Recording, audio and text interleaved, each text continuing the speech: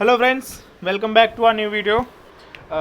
जैसा कि अपना क्या चल रहा था, फंडामेंटल राइट्स चल रहे थे। ठीक है, तो फंडामेंटल राइट्स के मैंने आपको कुछ बेसिक टर्म्स आपको लास्ट वीडियो में बताए थे। ठीक है, फंडामेंटल राइट्स में जो भी आगे की बाकी चीज़ें रह गई वो मैं आपको आज पढ़ाने वाला हूँ। ठीक है, तो वीडियो शुरू करने से पहले मैं बताना चाहूँगा, जो भी इस चैनल पर नए वो इस चैनल को सब्सक्राइब कर लीजिए। अगर आप एनडीए सीडीएस ईपीएफ की तैयारी कर रहे हैं तो आप ये चैनल को सब्सक्राइब करिए, आपकी बहुत हेल्प करेगा एंड सपोर्ट करिए हमारे चैनल को। ओके, तो चलिए ना एक और चीज़ शेयर कर लेते हैं कि हमारे चैनल पे एक गिव अवे आने वाला है।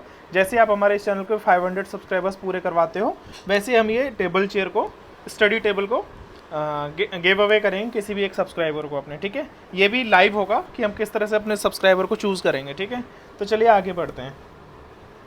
अब आता है जैसे कि फंडामेंटल राइट्स। फंडामेंटल राइट्स देखो, अपनी फंडामेंटल राइट्स अपने कहाँ से स्टार्ट होते हैं, ये अपने पार्ट 3 में आते हैं। ठीक है, ये स्टार्ट होते हैं आर्टिकल 14 टू आर्टिकल 32। ठीक है, ये आर्टिकल 14 टू आर्टिकल 32 क्यों कहा है? क्योंकि मैं जैसे कि लास्ट वीडियो में मैंने आपको बताया था, अपने जो फंडामेंटल राइट्स हैं वो आर्टिकल 12 टू आर्टिकल 35 है। ठीक है, लेकिन मैं अब यहाँ पर मैं आपसे कह रहा हूँ कि अपने जो फंडामेंटल राइट्स है ना, जो एक्चुअली फंडामेंटल राइट्स है ना, उनकी शुरुआत आर्टिकल 14 से आर्टिकल 32 तक है। ठीक है, तो जो 12 आर्टिकल 12 और आर्टिकल 13 और जो आर्टिकल 33, 34, 35, ये जो पांच आर्टिकल रहते हैं, ये क्या है? देखो, ये जो आर्टिकल है कई बार क्या होता है, जैसे मैं आपको समझाता हूँ। जैसे कि मान लो एक थैला है। ठीक है, एक शक्कर का थैला है, एक नमक का थैला है, या फिर किसी भी चीज़ का एक थैला ले लो। एक शक्कर का थैला मान लो, ठीक है, उसमें पूरी शक्कर भरी हुई है। ठीक है, अब उसमें अगर अपन चम्मच डाल देते हैं, कब एक छोटी सी कटोरी डाल देते हैं, या फिर उसमें कोई भी कंकड़ गुट्टी डाल देते हैं। ठीक है, तो उसमें आप ये देखो, अगर मैं आपसे ये पूछूं कि उसको आप क्या कहोगे, तो आप उसको कहीं ना कहीं शक्कर का थैला ही कहोगे। ठीक है, तो वो जो चम्मच है या वो कटोरी है, वो आपको क्या मिला है? एक गिफ्ट मान लो, या फिर कंपनी की तरफ से आपको गिफ्ट दिया गया उस चीनी के थैले में। ठीक है, सेम उसी तरह से आर्टिकल जो फंडामेंटल राइट्स है ना, उनमें एग्जैक्ट जो अपने आर्टिकल 14 टू आर्टिकल 32 हैं, इनको समझने के लिए, इनको पढ़ने के लिए, ठीक है, इनको और अच्छे से डिफाइन करने के लिए, तो जो आर्टिकल 12, 13, 33, 34, 35, ये जो 5 आर्टिकल रहते हैं ना, इनको ऐड इसलिए किया गया है ताकि उन फंडामेंटल राइट्स को हम और अच्छे से समझ सकें। ठीक है, तो ये जो 5 आर्टिकल की मदद से हम उन फंडामेंटल राइट्स जो बेसिक हमारे हैं उनको समझने के लिए इनको ऐड किया गया है। तो अगर इनको उन फंडामेंटल राइट्स में ऐड किया गया, तब भी हम कहीं ना कहीं उन पूरे 12 से लेके और 35 तक उन सारे आर्टिकल्स को अपन क्या कहेंगे? Fundamental rights. ठीक है, तो ये जस्ट एक एक्स्ट्रा मटेरियल है, मतलब वो एक्स्ट्रा आर्टिकल्स ऐड कर दिए गए हैं ताकि आपको चीज़ें बहुत अच्छे से समझ में आ सकें, कुछ बेसिक चीज़ें हों जो कि आपको शुरू करने से पहले आपको समझाई जा सके। ठीक है, तो इसलिए ये आर्टिकल 12, 13, 33, 34 और 35। ठीक है, तो कई बार क्या होता है, देखो, तो ये सब चीज़ें होती हैं, इसलिए वो आर्टिकल्स ऐड किए गए हैं। तो इसलिए मैंने यहाँ पर लिखा article 12, article 13, 33, 34, 35, these are extra material. ठीक है, फंडामेंटल राइट्स हैं, बट हम उनको काउंट करेंगे, हम उनको फंडामेंटल राइट्स ही कहेंगे।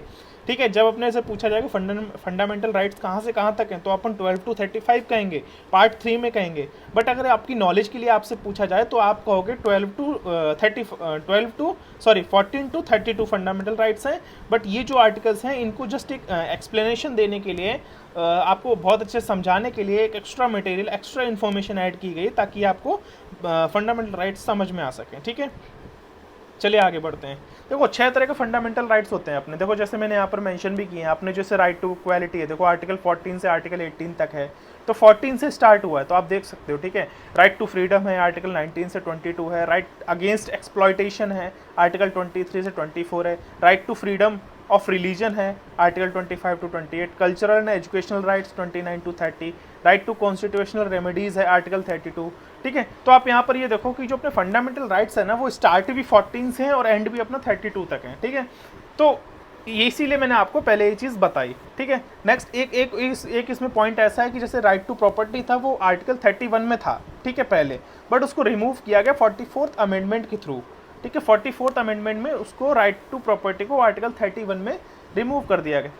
क्यों कर दिया गया? क्योंकि देखो, जैसा कि मैंने आपको ये भी बताया था कि फंडामेंटल राइट्स में अगर गवर्नमेंट कोई भी इशू क्रिएट करती है, अगर आपसे कोई फंडामेंटल राइट्स छीनता है, अगर आपको उसके रिगार्डिंग कोई प्रॉब्लम होती है, तो आप सुप्रीम कोर्ट जा सकते हो डायरेक्टली। ठीक है, तो जैसे कि राइट टू प्रॉपर्टी भी फंडामेंटल राइट्स में था। ठीक है, पहले, तो उसको रिमूव किया गया 44th अमेंडमेंट में, क्योंकि अगर मान लो इतनी ज़्यादा पॉपुलेशन है, इतने ज़्यादा लोग हैं अपने इंडिया में, कि अगर राइट टू प्रॉपर्टी के रिगार्डिंग, देखो आपको भी जैसे पता होगा कि गांव वगैरह में, शहरों में राइट टू प्रॉपर्टी को लेके चीज़ें हर दिन, हर दूसरे दिन नई नई क्रिएट होती हैं, हर जगह लड़ाई दंगे होते हैं, ठीक है।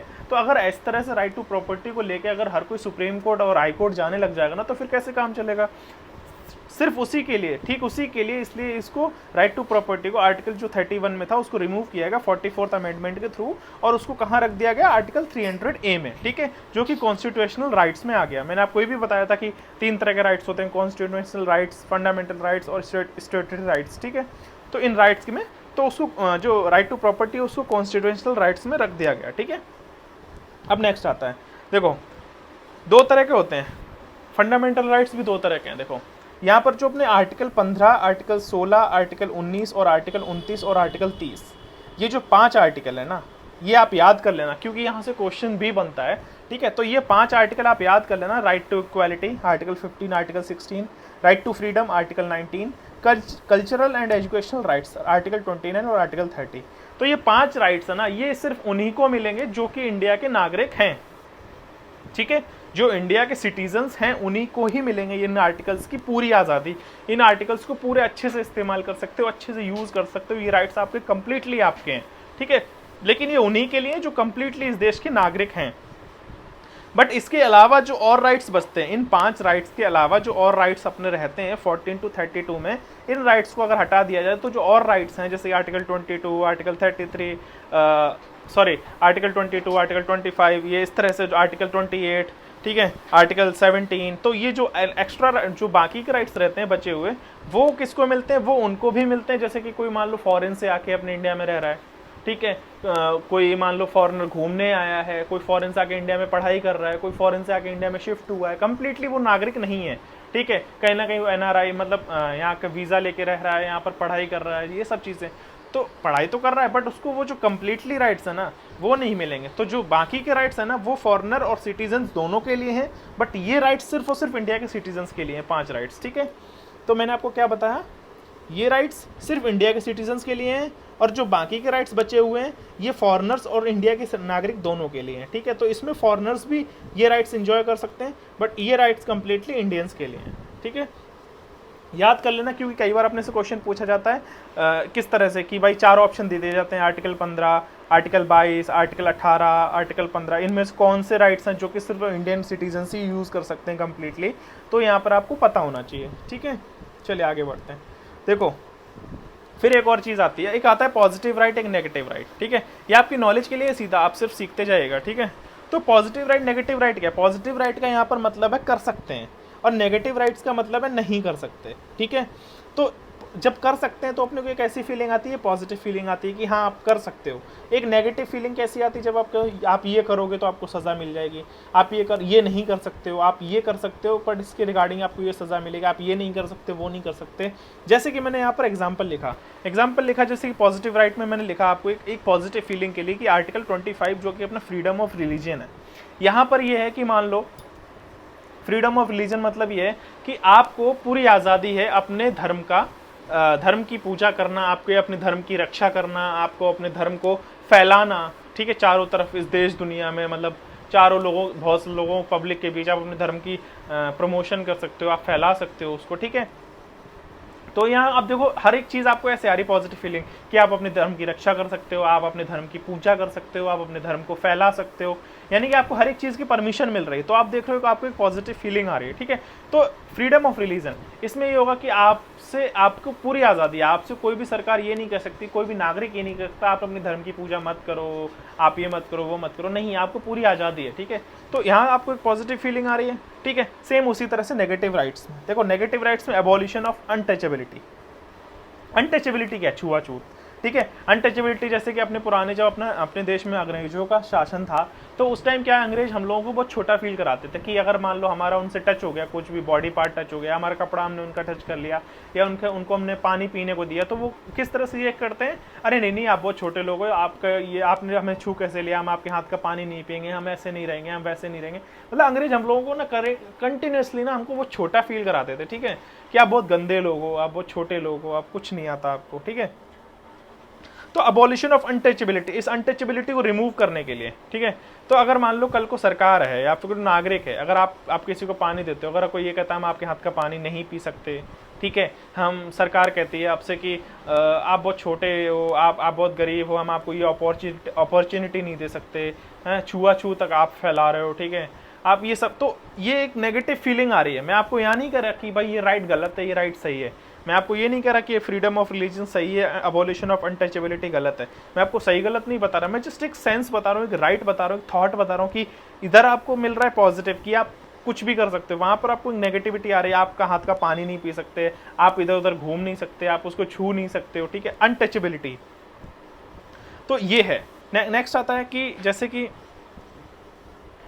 अब मैंने आपको एक देखो एक और 3 चीज़ें बताई थी। एक मैंने स्टेट का वर्ड काफ़ी अपनी पॉलिटी की जो सीरीज चल रही है इसमें स्टेट का वर्ड काफ़ी यूज़ किया है, ठीक है। कहीं पर मैंने स्टेट का वर्ड की यूज़ किया एज अ इंडिया, ठीक है, इंडिया को एक स्टेट रिप्रेजेंट करते हैं एज अ स्टेट, ठीक है। फिर मैंने आपको ये भी बताया था गवर्नमेंट को भी अपने कॉन्स्टिट्यूशन में एज अ स्टेट कहा गया है, तो यहाँ पर उसी स्टेट की बात की गई है। अब देखो जैसे कि मैंने आपको बताया फ्रीडम ऑफ रिलीजन, ठीक है, इसमें देखो स्टेट मैंने यहाँ पर मेंशन किया। अगर मैं यहाँ पर अब देखो अब आप इंडिया को भूल जाना, बाकी पीछे जो भी है वो स्टेट बताए थे वो भूल जाना। अब मैंने अगर यहाँ पे स्टेट की बात करता हूँ तो आप गवर्नमेंट को याद रखना, ठीक है। तो अब मैं यहाँ पर बात कर रहा हूँ जैसे कि स्टेट में आता है, यहाँ पर मैंने लिखा freedom of religion example article 25, ये जस्ट एग्जाम्पल है और भी राइट्स हैं, ठीक है। तो एग्जाम्पल में मैंने आर्टिकल 25 फ्रीडम ऑफ रिलीजन यहाँ पर लिखा। तो यहाँ पर देखो फ्रीडम ऑफ रिलीजन क्या है, अगर मान लो गवर्नमेंट ये फंडामेंटल राइट्स आपसे छीनती है तो आप सीधा सुप्रीम कोर्ट जा सकते हो, बिल्कुल जा सकते हो, ठीक है। सेम अगर मान लो जैसे कि मान लो अगर कोई नागरिक, देश का नागरिक भी, अगर कोई आम आदमी भी आपसे अगर ये कहता है आप अपने धर्म की पूजा नहीं कर सकते हो, आप अपने धर्म की रक्षा नहीं कर सकते हो, आप ये पूजा मत करो, नहीं तो हम ये कर देंगे वो कर देंगे, या फिर आप इस धर्म को नहीं फैला सकते हो, ठीक है, तो भी मतलब तब आपके पास पावर नहीं है कि आप सुप्रीम कोर्ट जा सको, ठीक है। तो गवर्नमेंट अगर आपसे आपके फंडामेंटल राइट छीनती है तो आप सुप्रीम कोर्ट बिल्कुल जा सकते हो। लेकिन अगर कोई आम नागरिक आपसे आपका राइट छीनती है, आपको आपकी पूजा करने से, आपके फ्रीडम एंजॉय करने से आपको रोकती है, तो आप सुप्रीम कोर्ट नहीं जा सकते हो। अगर आपको जाना ही है तो आप लोअर कोर्ट जा सकते हो, क्योंकि देखो आम नागरिक में आपकी मम्मा भी हो सकती है या फिर आपका दोस्त भी हो सकता है। मतलब अगर मान लो कल को मम्मा मेरे से कहे, मेरी मम्मा कहे, आपकी मम्मा कहे कि आप ये काम मत करो, आप इन भगवान की पूजा मत करो, तो आप मानोगे। और नहीं भी मानोगे तो ये नहीं कि आप अपनी मम्मा के लिए या पापा के लिए आप सुप्रीम कोर्ट चले जाओगे, ठीक है। तो इस तरह से तो आप वहाँ पर वो आपको परमिशन नहीं है कि सुप्रीम कोर्ट आप जा सको, ठीक है, वहाँ पर आपको राइट नहीं है, पावर नहीं है आपके पास। फिर आता है कि अगर स्टेट और सिटीजन्स, मतलब यानी कि गवर्नमेंट और सिटीजन बोथ, अभी आता है यहाँ पर मैंने एग्जांपल लिया आर्टिकल 17 अबॉलिशन ऑफ अनटचेबिलिटी, ठीक है। इसमें अगर मान लो अगर ये अबॉलिशन ऑफ अनटचेबिलिटी में अगर आपका राइट छीनता है कोई, मतलब चाहे सरकार हो चाहे कोई नागरिक हो, अगर दोनों ही, अगर आपको मान लो सरकार भी आपसे ये कहते हैं कि आपके हाथ का पानी हम नहीं पी सकते, आप ये काम नहीं कर सकते हो, आप ये फॉर्म नहीं भर सकते हो, आप इस राइट को एंजॉय नहीं कर सकते हो, या कोई नागरिक भी आपसे कहता है कि आप बहुत गंदे हो, आप बहुत छोटी समाज के हो, छोटी जात के हो, छोटी कास्ट के हो, ठीक है, हम ये नहीं कर सकते, खाना नहीं खा सकते, आप यहाँ पर बिजनेस नहीं कर सकते हो, ठीक है। अबॉलिशन ऑफ अनटचेबिलिटी मतलब छुआछूत के रिगार्डिंग, अगर चाहे सरकार हो चाहे नागरिक हो, अगर ये दोनों ही आपके राइट्स आपसे छीनते हैं, अगर आपको छोटा फील कराते हैं, आपके राइट्स को हार्म करते हैं, तो आप सुप्रीम कोर्ट जा सकते हो, चाहे वो सरकार हो चाहे कोई देश का नागरिक भी हो, ठीक है। अब नेक्स्ट आता है आर्टिकल 12। अब देखो आर्टिकल 12 में क्या है, आर्टिकल 12 में बात की गई डेफिनेशन ऑफ स्टेट। स्टेट मतलब क्या है, स्टेट मतलब है यहाँ पर गवर्नमेंट। मैं बार बार आपकी एक चीज़ बता रहा हूँ, यहाँ पर स्टेट का मतलब है गवर्नमेंट, स्टेट की जगह बात की गई गवर्नमेंट की, ठीक है।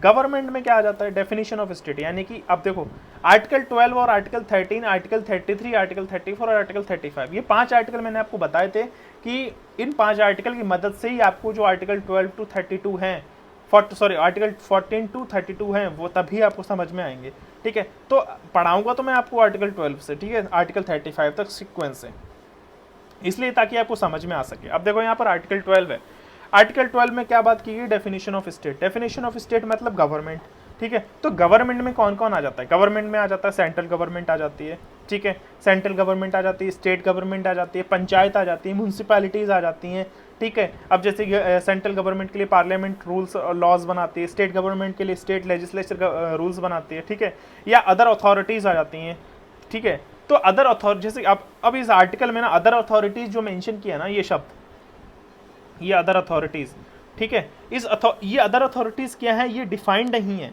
ये सिर्फ आपको कोर्ट डिफाइन कर सकती है अदर अथॉरिटीज कौन कौन सी हैं। बट कि ये जो central government, state government, panchayat, municipalities या विधानसभा, विधान परिषद या जो भी ले लो, मतलब गवर्नमेंट का जो भी पार्ट है, जो भी हिस्सा अपने देश में काम कर रहा है, चाहे कोई भी ले लो, panchayat, municipality, state government, central government, कोई भी, यानी कि पूरी गवर्नमेंट एक कंप्लीट पैकेज ऑफ गवर्नमेंट का है, ठीक है। तो उस पूरी गवर्नमेंट की बात की गई, डेफिनेशन ऑफ स्टेट यानी उस पूरे गवर्नमेंट की बात की गई है। मतलब कि कोई भी गवर्नमेंट, यानी कि जैसे यहाँ पर मैंने एग्जांपल में लिखा, state can not take your freedom, मतलब गवर्नमेंट आपके फ्रीडम को नहीं छीन सकती। It means whole government don't have power to snatch your freedom, यानी कि पूरी गवर्नमेंट, यानी कि कुछ भी, panchayat, municipality, state government, central government, कुछ भी ले लो आप, कोई भी अदर अथॉरिटीज गवर्नमेंट की, ठीक है, वो आपके फंडामेंटल राइट्स, आपकी फ्रीडम आपको नहीं छीन सकती, आपको कुछ भी रोक टोक नहीं सकती, ठीक है। और अगर मान लो कोई प्राइवेट कंपनी भी है, ठीक है, जैसे प्राइवेट कंपनी, अगर कोई प्राइवेट कंपनी मान लो सरकार के अंडर में काम करती है, तो वो भी मतलब इंक्लूड होती है स्टेट में ही, मतलब वो भी गवर्नमेंट के अंडर में अगर वो काम कर रही है, तो वो भी इस डेफिनेशन ऑफ स्टेट के अंडर में इंक्लूड की जाएगी, ठीक है। तो ये मैंने आपको यहाँ पर समझा दिया। तो आप यहाँ पर शायद समझ गए हो कि आर्टिकल 12 में किस बारे में बात की गई है। सेंट्रल गवर्नमेंट, चाहे स्टेट गवर्नमेंट, चाहे म्यूनसिपैलिटी, चाहे पंचायत, चाहे पार्लियामेंट, कोई भी हो, चाहे अदर अथॉरिटीज़ हो, इनको राइट नहीं है, ये नहीं है सक्षम, इनके पास इतनी पावर नहीं है कि आपकी फ्रीडम, आपके फंडामेंटल राइट्स को छीन सके, ठीक है, किसी में भी पावर नहीं है। और अगर कोई प्राइवेट कंपनी भी आती है, जैसे प्राइवेट कंपनी में मान लो कोई आधार कार्ड हो गया, आधार कार्ड जैसे जो कंपनी बनाती है, अब देखो हर एक काम इस देश में, हर एक काम सरकार नहीं चला पाती। सरकार खुद कहती है कि मेरे पास बहुत सारी भसड़ मची हुई है, तो बहुत सारा काम है, बहुत सारी चीज़ें हैं, मतलब समझ में नहीं आता, तो एक काम करो, ये आधार कार्ड वाला काम एक प्राइवेट कंपनी दे दो, तो वो टेंडर पास होता है, ठीक है, वो उनका अपनी डील होती है, उनका वो होता है, तो फिर वो कंपनी गवर्नमेंट के लिए काम करती है कहीं ना कहीं, ठीक है। तो गवर्नमेंट के अंडर में ही आती है आधार कार्ड की जो प्राइवेट कंपनी जो आधार कार्ड बनाती है, ठीक है, तो वो कंपनी भी मतलब इंक्लूड होती है इस पूरी गवर्नमेंट के हिस्सेदारी में। तो यानी कि उसमें भी पावर नहीं है कि वो आपके कोई भी राइट्स छीन सके। फिर आता है अपना आर्टिकल 3। अब आता है इसमें, देखो इसमें क्या बात की गई है। इसमें मैं आपको इसको पढ़ाने से पहले एक चीज़ बता देता हूँ। जैसे कि मान लो कोई लॉ है, ये मैंने यहाँ पर देखो लिखा है, यहाँ पर ये लॉ की मान लो एक लिस्ट है, पूरी एक लॉ पेपर में लिखा गया है, ठीक है। तो जब पूरा लॉ लिखा जाता है ना, तो एक बहुत बड़ा लॉ होता है, उसको अच्छे से डिफाइन किया जाता है। तो उसमें ये जैसे अपन मान लो 1 नंबर, ठीक है, 2 नंबर, ठीक है, अपन ऐसे लिखते हैं। तो अपन ऐसे नहीं पढ़ेंगे 3 नंबर, 1 नंबर, 2 नंबर, ठीक है, अपन क्या पढ़ेंगे क्लॉज 1, क्लॉज 2, क्योंकि वो जो लॉ लिखा गया है ना, वो पैराग्राफ्स में लिखा जाता है, ठीक है। तो जो एक पैराग्राफ होता है उसको हम कहते हैं क्लॉज 1, दूसरे पैराग्राफ को हम कहते हैं क्लॉज 2, तीसरे क्लॉज 3, क्लॉज 4, इस तरह से क्लॉज में हम उसे बोलते हैं, ठीक है। तो लॉ होता है। अब आर्टिकल 3 में क्या बात की गई है कि कोई भी ऐसा कानून अगर 15 अगस्त 1947 से पहले, यानी कि जो ब्रिटिशर्स, जैसे मान लो मैं आपको बताऊं, जब अपने देश में ब्रिटिशर्स थे, तो उन्होंने भी बहुत सारे ऐसे कानून बनाए थे, बहुत सारी ऐसी चीज़ें बनाई थी जो कि हमारे लिए बहुत अच्छी थी, बहुत हेल्पफुल थी, हमारे देश की ग्रोथ के लिए बहुत अच्छी थी, ठीक है। तो वो भी कहीं ना कहीं हम उनको अभी भी ऐसी बहुत सारी लॉज, ऐसी बहुत सारी चीज़ों को हम अभी तक अपने देश में, अपने कॉन्स्टिट्यूशन में ऐड भी किए हैं और उनको साथ के साथ लेकर भी चल रहे हैं, ठीक है, अपने कल्चर में भी कहीं ना कहीं अडॉप्ट किए हैं, ठीक है।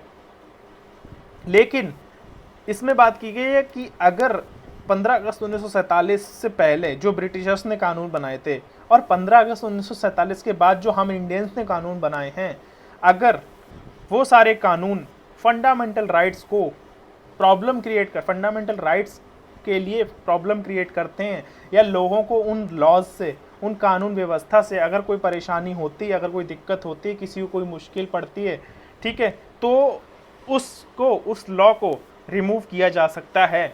लेकिन उससे पहले क्या होगा, उससे पहले वो सुप्रीम कोर्ट उस लॉ को, उस कानून को रिव्यू करेगी, चेक करेगी, ठीक है, चेक करेगी, रिव्यू करेगी, उसके बाद ही रिमूव या डिलीट कर सकती है। तो इसको हम कंप्लीटली क्या कहते हैं, जुडिशियल रिव्यू। समझे। आर्टिकल 13 में क्या बात की गई है कि कोई भी कानून 15 अगस्त 1947 से पहले ब्रिटिशर्स के द्वारा बनाया गया या 15 अगस्त 1947 के बाद हम इंडियंस के द्वारा बनाया गया कोई भी कानून अगर पब्लिक को नुकसान पहुंचाती है, अगर उससे कोई प्रॉब्लम क्रिएट होती है देश को चलने में, तो उसको उस कानून को पहले सुप्रीम कोर्ट रिव्यू करेगी, चेक करेगी। अगर उस कानून से उस पब्लिक को कोई दिक्कत हो रही है तो उसको चेक करके रिमूव करके उसको देखेगी। अगर उसको दिक्कत है तो उसको डिलीट कर सकती है, रिमूव कर सकती है, ठीक है। और अगर नहीं है तो उसको रिमूव नहीं भी करेगी अगर वो कर तो, लेकिन उस रिव्यू और चेक को क्या कहते हैं? जुडिशियल रिव्यू, ठीक है। तो आप समझ गए हो कि आर्टिकल 30 में ये बात कही गई है। लेकिन अगर मान लो जैसे कोई कानून बना है, तो यहाँ पर कोई कानून बना है तो अगर मान लो उसको पूरे कानून को, उस पूरे पैराग्राफ को, पूरे कानून को सुप्रीम कोर्ट पढ़ती है, ठीक है। और अगर सुप्रीम कोर्ट उसको पढ़ती है तो उसको लगता है कि ये पूरा कानून खराब नहीं है, यानी कि पूरा कानून जो लिखा गया है ब्रिटिशर्स के द्वारा या इंडियंस के द्वारा, कोई भी कानून उसको लिखा गया है, तो इस पूरे कानून में जो भी बातें लिखी वो पूरा कानून तो गलत नहीं है, बट हाँ इस पूरे कानून में ये लिखा गया ये एक पैराग्राफ, ये जो पैराग्राफ है ना ये प्रॉब्लम क्रिएट कर रहा है, तो इस पैराग्राफ को रिमूव कर दो। यानी कि वो पैराग्राफ क्या है? एक क्लॉज। तो सरकार क्या करती है कि इसे क्लॉज, ये क्लॉज पूरे कानून जो बनाया गया है इसको पूरे खराब कर रहा है, तो इस क्लॉज को डिलीट कर दो, पूरे कानून को मत करो, पूरे लॉ को मत करो। क्योंकि देखो एक लॉ बनने में ना बहुत टाइम लगता है, बहुत मेहनत लगती है, बहुत सारा खर्चा आता है, ठीक है, बहुत सारे अप्रूवल्स लेने पड़ते हैं, तो उस पूरे लॉ को डिलीट करने में काफ़ी मुश्किलें रहती हैं। इतना आसान नहीं होता कि लॉ बनना और उसको डिलीट कर देना या रिमूव कर देना, ठीक है। तो कहीं ना कहीं अगर वो ये देखते हैं कि पूरा लॉ में अगर सिर्फ एक क्लॉज प्रॉब्लम क्रिएट करता है, उस क्लॉज को रिमूव कर दो। हाँ, और हाँ अगर उन्हें ये भी लगता है कि इस क्लॉज ने ये पूरा कानून ही, मतलब जो पूरा लॉ बना है ये ही पूरा खराब है, तो उसे भी वो डिलीट कर सकते हैं, रिमूव कर सकते हैं, ऐसी कोई बड़ी बात नहीं है। लेकिन उस पूरे प्रोसेस को क्या कहते हैं? जुडिशियल रिव्यू, ठीक है।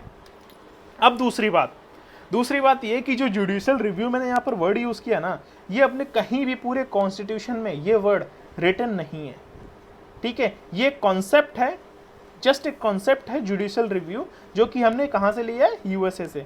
ये ऐसा वर्ड आपको, जुडिशियल रिव्यू वर्ड आपको पूरे कानून में कहीं भी देखने को नहीं मिलेगा, तो ये रिटन नहीं है, याद रखना। थर्ड आता है कि कानून कितने तरह के होते हैं।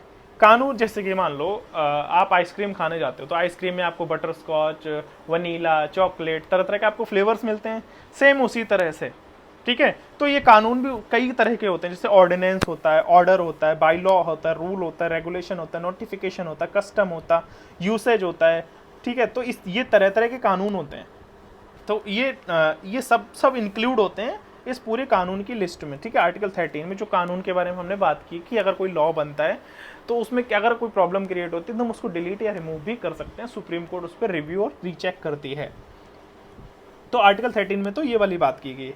आई होप आपको समझ में आ गया होगा। अगर आपको नहीं समझ में आया तो आप मुझे कमेंट बॉक्स में भी कमेंट कर सकते हो, आप मुझे फेसबुक पे भी मैसेज कर सकते हो, वहाँ पर आप मुझे जाके ऐड करो, लिंक आपको हर एक चीज़ का आपको डिस्क्रिप्शन में मिलेगा, तो आप चेक कर लीजिएगा, ठीक है। चलिए आगे बढ़ते हैं। अब आता है अब अपने जो स्टार्ट होते हैं वो होते हैं फंडामेंटल राइट्स। अब जो अपने बेसिक, जो मेजर, जो मेन अपने जो फंडामेंटल राइट्स हैं वो आपको अब आपको समझ में आएंगे, ठीक है, क्या क्या है। तो अगर आप ये देखो कि आर्टिकल 12 और आर्टिकल 13 अगर आप नहीं पढ़े होते, यानी कि स्टेट क्या है, स्टेट में कौन कौन सी चीज़ें आती हैं, ठीक है, क्या क्या गवर्नमेंट है, गवर्नमेंट में क्या क्या चीज़ें आती हैं, क्या होता है। फिर आर्टिकल 13 में मैंने आपको लॉज के बारे में पढ़ाया कि लॉज क्या होते हैं, जुडिशियल रिव्यू क्या होता है, सुप्रीम कोर्ट कैसे चेक करती है, कौन कौन से लॉ इंक्लूड होते हैं, ठीक है। वो सारी चीज़ें अगर आपको समझ में नहीं आती तो आपको अब आगे के आर्टिकल्स भी समझ में नहीं आते, ठीक है। अब आता है अपना आर्टिकल 14। आर्टिकल 14 में क्या बात की गई? The state shall not deny to any person, यानी कि equality before law. Equality before law यानी कि लॉ से पहले इक्वालिटी, हर नागरिक में इक्वालिटी होनी चाहिए, यानी कि the state shall not deny to any person equality before the law और equal protection of the laws within the territory of India.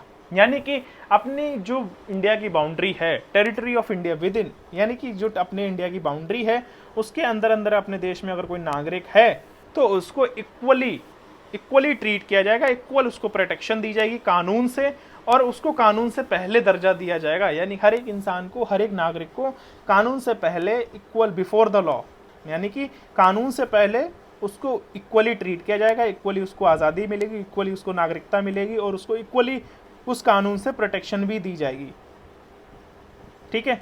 मतलब गवर्नमेंट, यहाँ पर स्टेट वर्ड यूज किया, देखो state word, the government shall not deny, मतलब the state shall not deny, यहाँ पर state का मतलब क्या है? गवर्नमेंट, ठीक है। The state shall not deny to any person, यानी कि वो किसी भी पर्सन को डिनाई नहीं करती है इक्वलिटी बिफोर द लॉ। ठीक है, लॉ से पहले इक्वलिटी उसको दी जाएगी, उसको इक्वल प्रोटेक्शन दी जाएगी कानून से। ठीक है, क्योंकि अगर मान लो किसी भी इंसान, किसी भी नागरिक के खिलाफ कोई अन्याय हो रहा होगा तो उसको कानून इक्वली न्याय दिलाएगी। ऐसा नहीं कि वो भेदभाव करेगी कि आप जनरल हो, ओबीसी हो, आप लोअर कास्ट हो, आप अपर कास्ट हो, तो ऐसा नहीं है कि लॉ से पहले हर कोई इंसान इक्वल है, चाहे वो लोअर कास्ट हो, चाहे अपर कास्ट हो, चाहे जनरल, एससी, एसटी, ओबीसी, कोई भी हो, XYZ, तो इक्वालिटी बिफोर लॉ। फिर आता है नेक्स्ट आर्टिकल 15। आर्टिकल 15 में बात की गई prohibition of discrimination on grounds of religion, caste, sex और प्लेस ऑफ बर्थ। यानी कि prohibition, the state shall not discriminate against any citizen on ground. यानी कि स्टेट, देखो यहाँ पर भी स्टेट, तो आप ये समझ पा रहे हो कि स्टेट का कितना अहम रोल यूज़ किया गया अपनी कॉन्स्टिट्यूशन में। तो द स्टेट शैल नॉट, यानी कि जो गवर्नमेंट है वो इस बिहाफ पे आपके साथ डिस्क्रिमिनेशन, भेदभाव नहीं कर सकती, जैसे कि रिलीजन, आपकी कास्ट, आपका सेक्स, आपका मेल फीमेल या फिर ट्रांसजेंडर या फिर प्लेस ऑफ बर्थ, आप कहाँ पैदा हुए हो, इन सब चीज़ों को लेके आपको डिस्क्रिमिनेट नहीं करेगी। यानी कि इसमें प्रोहिबिशन है, यानी कि इसमें वो है कि सरकार ऐसा नहीं कर सकती। अगर वो ऐसा करती है तो उसके खिलाफ केस हो सकता है, उसको सज़ा मिल सकती है, मतलब सरकार के खिलाफ कानूनन तो सरकार को भी, सरकार के लिए भी केस हो सकता है, यानी कि हम उसके रिगार्डिंग शिकायत कर सकते हैं कानून में। ठीक है, तो सरकार को इतना हक नहीं है कि वो आपको इन सब चीज़ों के आधार पे डिस्क्रिमिनेट करे। ऐसा नहीं है कि आप लोअर कास्ट हो तो आप वहाँ पैदा हुए हो, आप मेल हो, आप फीमेल हो, तो आप ये फॉर्म नहीं भर सकते हो, आप CDS का एग्ज़ाम नहीं दे सकते हो, आप NDA नहीं दे सकते हो। हालांकि आप ये भी कह सकते हो कि NDA में देखो फीमेल्स नहीं आती हैं। तो अब आप देख रहे हो कि सरकार करेंटली अगर आप देखो तो जो सरकार है वो फीमेल्स को भी NDA में आने का मौका दे रही है, शॉर्ट सर्विस कमीशंस को आगे भी बढ़ा रही है, तो मौका दे रही है। और ऐसा नहीं फीमेल्स और भी फील्ड्स में जा रही हैं करेंटली, तो डिस्क्रिमिनेशन नहीं है। बाकी अगर कहीं डिस्क्रिमिनेशन हो भी रहा है तो उनको और भी बेटर अपॉर्चुनिटीज़ दी जा रही हैं या उनको और फील्ड्स में मौके दिए जा रहे हैं। और करेंटली सरकार उन चीज़ों पे भी काम कर रही है कि किस तरह से हम फीमेल्स को भी और आगे बढ़ाएं, जैसे कि बहुत सारी जगह पे ओलंपिक्स वगैरह में भी फीमेल्स पार्टिसिपेट करती हैं, तो डिस्क्रिमिनेट नहीं कर सकती सरकार। ठीक है, अब नेक्स्ट आता है आर्टिकल 16। आर्टिकल 16 में बात की गई equality of opportunity in matters of public employment. यानी कि इक्वालिटी ऑफ अपॉर्चुनिटी, यानी जो भी अपॉर्चुनिटी यानी पब्लिक एम्प्लॉयमेंट में अगर रहेगी, जैसे कि मान लो किसी सरकारी कर्मचारी हो या फिर जैसे कि कोई CA हो, मतलब जैसे कि कोई भी ले लो सरकारी, यानी क्लर्क हो या कुछ भी हो, उन सब मतलब जो सरकारी कर्मचारी है, चाहे प्राइवेट नौकरी हो, चाहे कहीं भी कोई भी पब्लिक एम्प्लॉयमेंट हो, पब्लिक नौकरी हो, जैसे कोई भी ठेला लगाना चाहता है, कोई भी अपना बिजनेस सेटअप करना चाहता है, कोई भी फैक्ट्री है, कंपनी है, कोई भी कॉरपोरेट जॉब है, कहीं पर भी, तो वहाँ पर भी इक्वल ही अपॉर्चुनिटी दी जाएगी पब्लिक एम्प्लॉयमेंट में भी। ठीक है, there shall be equality of opportunity for all citizens in matter relating to employment और appointment to any office under the state. यानी कि गवर्नमेंट के अंडर में कोई भी सरकारी नौकरी हो, चाहे प्राइवेट नौकरी, प्राइवेट तो हम नहीं कह सकते, बट हाँ अगर हम गवर्नमेंट की बात करें, अगर हम इंडिया की बात करें, यानी सरकार के अंडर में, यानी कि गवर्नमेंट के अंडर में अगर वो कोई भी पब्लिक एम्प्लॉयमेंट बनना चाहती है, किसी भी ऑफिस में, किसी भी सरकारी ऑफिस में, कहीं पर भी अगर वो नौकरी करना चाहती है, वो किसी भी कंपटीशन एग्जाम में बैठना चाहती है, UPSC में, IAS, CDS, CAPF, किसी में भी अगर वो जाना चाहती है, तो उसको इक्वली अपॉर्चुनिटी दी जाएगी। No citizen shall on ground, मतलब किसी भी नागरिक को उसके caste, sex, descent, place of birth, residence और any of them be ineligible, अगर वो एलिजिबल है तो इन सब चीज़ों को देख के उसको रिजेक्ट नहीं किया जाएगा, डिस्क्रिमिनेट नहीं किया जाएगा in the respect of any employment और ऑफिस अंडर द स्टेट। ठीक है, रिस्पेक्ट। तो अपने वीडियो में आपने आर्टिकल 16 तक पढ़ा। आई होप ये जो आर्टिकल्स मैंने आपको एक्सप्लेन किए हैं ये आपको बहुत अच्छे से समझ में आ गए होंगे। कि अगर आपको नहीं भी समझ में आए तो आप कमेंट बॉक्स में कमेंट करिएगा, मैं आपकी डेफिनेटली हेल्प करूँगा। तो आप सबसे पहले तो मैंने आपको देखो ये चीज़ बताता हूँ कि आपको क्या क्या याद रखना है। ठीक है, मेजर चीज़ें आपको ये याद रखनी है कि कितने फंडामेंटल राइट्स हैं। ठीक है, कितने फंडामेंटल राइट्स हैं आपको याद रखना है, 6। ठीक है, कौन से फंडामेंटल राइट्स में कितने आर्टिकल्स हैं वो आपको याद रखने पड़ेंगे। फिर राइट टू प्रॉपर्टी क्यों रिमूव किया गया, ठीक है, कौन से अमेंडमेंट के अंडर में रिमूव किया गया और उसको कौन से आर्टिकल में रखा गया। ठीक है, तो ये चीज़ें आप याद रखना। फिर आप याद रखना कि कौन कौन से राइट्स ऐसे हैं जो कि सिर्फ इंडिया के सिटीजन्स के लिए कम्प्लीटली अवेलेबल हैं, बट जो बाकी के राइट्स हैं वो फॉरेनर्स और सिटीजन्स दोनों इस्तेमाल कर सकते हैं। तो इन 5 आर्टिकल्स को आपको याद रखना है कि ये वाले आर्टिकल्स जो है ना जो कम्प्लीटली सिटीजन्स के लिए, इंडिया के नागरिक के लिए ही है। ठीक है, 2 चीज़ें हो गई। तीसरी चीज़ आप ये याद रखना कि यहाँ पर स्टेट का वर्ड यूज़ किया गया है गवर्नमेंट। तो हमेशा याद रखना कि अगर आपको कहीं भी कोई भी क्वेश्चन में स्टेट वर्ड यूज़ किया जाता है तो आप वहाँ अगर इस तरह से इस अपने फंडामेंटल राइट्स में इस गवर्नमेंट को लेके अगर कोई भी वर्ड यूज़ होता है तो अगर स्टेट वर्ड यूज़ होता है तो आप उसको गवर्नमेंट समझना। ठीक है, दूसरा आपसे ये भी क्वेश्चन किए जाते हैं आप सुप्रीम कोर्ट कब जा सकते हो कि और कब नहीं जा सकते हो। तो यहाँ पर आप देखो कि अगर आप कोई भी नागरिक आपसे फंडामेंटल राइट के रिगार्डिंग या फिर इस आर्टिकल के थ्रू प्रॉब्लम क्रिएट करता तो आप नहीं जा सकते हो सुप्रीम कोर्ट, बट गवर्नमेंट अगर आपके फंडामेंटल राइट्स छीनती है तो आप सुप्रीम कोर्ट डेफिनेटली जा सकते हो। दूसरा आता है आर्टिकल 17 अबॉलिशन ऑफ अनटचेबिलिटी। इसमें अगर आपकी कोई राइट्स छीनता है तो आप सुप्रीम कोर्ट जा सकते हो, चाहे वो सरकार हो और चाहे वो देश का नागरिक हो। फिर आपको क्या याद रखना है कि स्टेट में क्या क्या आता है, parliament, central government, state government, panchayat, municipalities and other authorities. ठीक है, दूसरा अदर अथॉरिटीज़ रिटन नहीं है, डिफाइंड नहीं है कॉन्स्टिट्यूशन में। ये जो आपको डेफिनेशन अगर आपको जाननी है तो ये सिर्फ आपको कोर्ट डिफाइन कर सकती है। ठीक है, तीसरा आता है कि आपको क्या याद रखना है, जुडिशियल रिव्यू वर्ड है। ठीक है, जुडिशियल रिव्यू वर्ड अपने कॉन्स्टिट्यूशन में रिटन नहीं है, ये कॉन्सेप्ट यूज़ किया है हमने यूएसए से लेकर। तीसरा कि जुडिशियल रिव्यू में क्या होता है एग्जैक्टली कि अगर कोई भी कानून 15 अगस्त 1947 से पहले या उसके बाद, चाहे वो इंडियंस ने बनाया हो चाहे ब्रिटिशर्स ने बनाया हो, अगर वो कानून हमारी जनता को, हमारी पब्लिक को नुकसान पहुंचाते हैं तो उसको सरकार रिव्यू करेगी, चेक करेगी, और अगर वो प्रॉब्लम क्रिएट करता है तो उसको रिमूव या डिलीट भी कर सकते हैं। तो ये इस तरह के कुछ कानून होते हैं जो कि इंक्लूडेड हैं इसमें। ठीक है, नेक्स्ट मैंने आपको बताया equality before law. Equality before law में क्या है कि हर किसी नागरिक को इक्वली न्याय मिलेगा। अगर उसको कोई प्रॉब्लम होती है तो किसी भी चीज़ को लेके ये नहीं किया जाएगा कि आप किस कास्ट के हो, कहाँ पैदा हुए हो, क्या सारी चीज़ें हैं, उन सब चीज़ों को नहीं, आपको इक्वल प्रोटेक्शन कानून से मिलेगी और आपको इक्वली ट्रीटमेंट मिलेगा, आपको इक्वली न्याय मिलेगा। फिर आर्टिकल 15 में बात की गई कि कास्ट, सेक्स, रिलीजन, इन सब चीज़ों को देख के आपको, प्लेस ऑफ बर्थ, इन सब चीज़ों को देख के आपको सरकार डिस्क्रिमिनेट नहीं कर सकती आपको। ठीक है, आपस में। फिर आर्टिकल 16 में बात की गई है कि आप चाहे पब्लिक एम्प्लॉयमेंट में जो भी स्टेट यानी कि जो भी गवर्नमेंट के अंडर में पब्लिक एम्प्लॉयमेंट आते हैं, कोई भी ऑफिस आता है, कोई भी नौकरी आती है, उन सब में आपको इक्वल अपॉर्चुनिटी मिलेगी। तो यही था अपने आज के इस वीडियो में आर्टिकल 16 तक। फिर आर्टिकल 17, आर्टिकल 18 अपन नेक्स्ट वीडियो में पढ़ेंगे और मिलते हैं नेक्स्ट वीडियो में। हाँ गाइस, और जिन्होंने भी इस चैनल को सब्सक्राइब नहीं किया वो प्लीज़ सब्सक्राइब कर लीजिए, और जो भी इस गिव अवे में पार्टिसिपेट करना चाहते हैं वो हमारे चैनल को सब्सक्राइब करें, लाइक करें, कमेंट करें, अपना कमेंट बॉक्स में अपना नाम कमेंट करें, और जैसे ही हमारे 500 सब्सक्राइबर्स होंगे हम किसी एक को ये टेबल रिवॉर्ड देंगे। ठीक है, मिलते हैं नेक्स्ट वीडियो में। Thank you and have a good day, bye bye.